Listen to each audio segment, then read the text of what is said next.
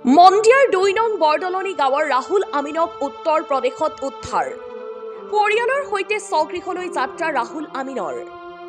যোৱা ২৪ ফেব্ৰুৱাৰী তাৰিখে টিউচনলৈ অহাৰ পিছৰে পৰা নিৰুদ্দিষ্ট হৈ পৰিছিল ৰাহুল আমিন। মন্দিয়াৰ পৰা নিখোজ হৈ যোৱা এজন অষ্টম শ্ৰেণীৰ ছাত্ৰক লৈ সৃষ্টি হোৱা উৎকণ্ঠাৰ অৱসান ঘটিল। নিখোজ ছাত্ৰজনক উত্তৰ প্ৰদেশত সুৰক্ষিত অৱস্থাত উদ্ধাৰ কৰা হৈছে। মন্দিয়াৰ ২ নং বৰদলনি গাঁৱৰ বাসিন্দা অষ্টম শ্ৰেণীৰ ছাত্ৰ শ্বেখ ৰাহুল আমিনে যোৱা ২৪ ফেব্ৰুৱাৰী তাৰিখে টিউচনলৈ যোৱাৰ পিছৰে পৰা নিৰুদ্দিষ্ট হৈ পৰিছিল।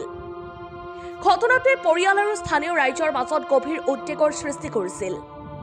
দীৰ্ঘ অনুসন্ধানৰ অন্তত আৰক্ষী আৰু সংশ্লিষ্ট কৰ্তৃপক্ষৰ সহযোগত ৰাহুল আমিনক উত্তৰ প্ৰদেশত উদ্ধাৰ কৰা হয়। উদ্ধাৰৰ পিছত এতিয়া তেওঁ পৰিয়ালৰ সৈতে স্বগৃহলৈ উভতি আহিবলৈ যাত্ৰা আৰম্ভ কৰিছে। এই ঘটনাই পুনৰ এবাৰ সজাগতা আৰু শিশু সুৰক্ষাৰ ক্ষেত্ৰত সতৰ্কতাৰ প্ৰয়োজনীয়তা উজাগৰে কৰিছে। মন্দিয়াৰ ২ নং বৰদলনি গাঁৱৰ ৰাহুল আমিনক উত্তৰ প্ৰদেশত উদ্ধাৰ। পৰিয়ালৰ সৈতে স্বগৃহলৈ যাত্ৰা ৰাহুল আমিনৰ। যোৱা ২৪ ফেব্ৰুৱাৰী তাৰিখে টিউচনলৈ অহাৰ পিছৰে পৰা নিৰুদ্দিষ্ট হৈ পৰিছিল ৰাহুল আমিন। মন্দিয়াৰ পৰা নিখোজ হৈ যোৱা এজন অষ্টম শ্ৰেণীৰ ছাত্ৰক লৈ সৃষ্টি হোৱা উৎকণ্ঠাৰ অৱসান ঘটিল। নিখোজ ছাত্ৰজনক উত্তৰ প্ৰদেশত সুৰক্ষিত অৱস্থাত উদ্ধাৰ কৰা হৈছে।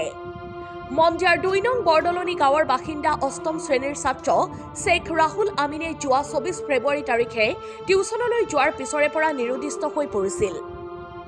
ঘটনাটোৱে পৰিয়াল আৰু স্থানীয় ৰাইজৰ মাজত গভীৰ উদ্বেগৰ সৃষ্টি কৰিছিল। দীৰ্ঘ অনুসন্ধানৰ অন্তত আৰক্ষী আৰু সংশ্লিষ্ট কৰ্তৃপক্ষৰ সহযোগত ৰাহুল আমিনক উত্তৰ প্ৰদেশত উদ্ধাৰ কৰা হয়। উদ্ধাৰৰ পিছত এতিয়া তেওঁ পৰিয়ালৰ সৈতে স্বগৃহলৈ উভতি আহিবলৈ যাত্ৰা আৰম্ভ কৰিছে।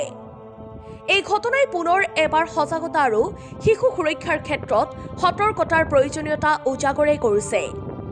News desk report, Assam news live.